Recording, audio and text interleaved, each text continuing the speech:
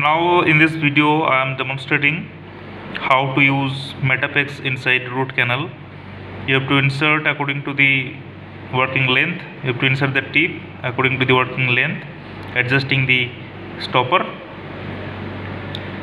and you have to slowly push the barrel of the syringe, piston of the syringe. Then slowly you have to withdraw. Slowly you have to withdraw the syringe like this.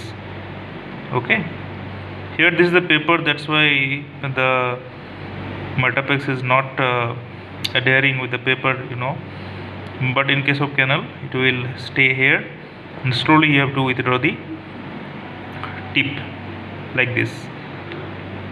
So the precaution you have to take, you must ensure that the Metapex is not going beyond the apex. So this thing you have to remember.